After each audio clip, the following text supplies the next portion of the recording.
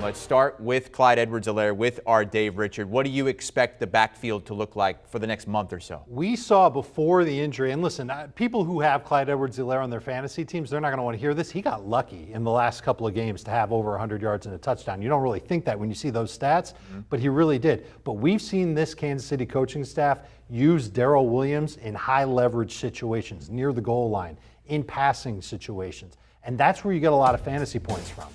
And now, after he got hurt, after Clyde Edwards-Helaire got hurt in last night's game, Darrell Williams had 76% of the total snaps. He played all 4 of their snaps inside the 10 and 3 of their 4 snaps on 3rd downs or 4th downs. So those high leverage situations that I'm talking about, Chris, they're going to continue to go his way. And now he's going to get the rushing work that Clyde Edwards-Helaire was going to get. Well, he'll probably share a little bit of that with McKinnon, but McKinnon's not working in those high leverage situations. So if you're looking for guys that catch the ball and score touchdowns, I would strongly recommend making Darrell Williams your top waiver wire claim this week. Okay, if you can't get Williams, if somebody already has him, who else are you looking for on that waiver wire? There aren't going to be a lot of names that are going to be as exciting as him. A.J. Dillon's already rostered in 2/3 of CBS Sports leagues, but I do like the workload that he's been getting, around 12 touches each of the last 2 weeks. I think he's here to stay as part of that Green Bay backfield.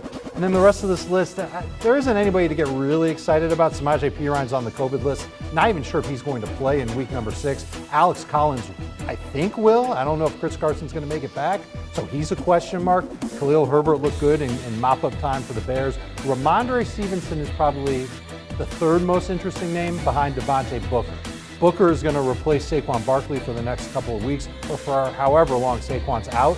And he had 2 touchdowns in week 5, but I really don't want to trust him. The one thing about him is that he's going to be a running back that's got 12 touches coming his way week in and week out for however long he's the starter. And that seems to be the key these days in fantasy football. If you've got a healthy running back, you've got somebody that you can consider starting. So Booker, I would say, would be the next name up after Darrell Williams. Okay, and for the Chiefs, it's Williams after Clyde Edwards-Helaire, who expects to be out somewhere around a month or so. Not the only Kansas City offensive weapon that got injured in this game. True. Though the injuries might not be as serious. Kelsey, Stinger, and Tyreek Hill, a knee injury, though Andy Reid says it's not supposed to be too bad. So that's the good news for everybody that's, hanging on to Patrick Mahomes and expecting him to have good fantasy points for their team. And Kelsey and Tyreek Hill, they're must-start guys too. So as long as those guys are on the field, fantasy managers are going to continue to start them. And if those guys miss time, you can't just pivot to a different player on Kansas City and expect the same thing.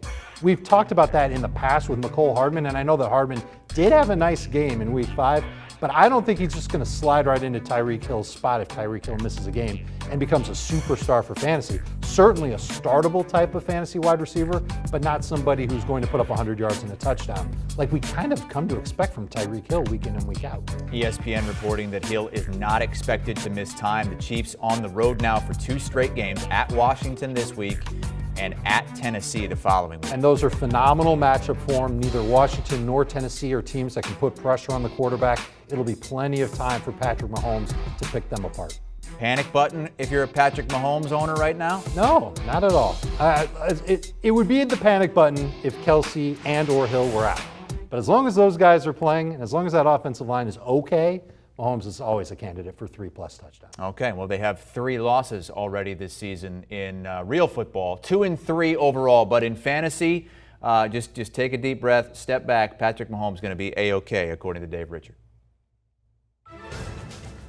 Fantasy Football Today podcast.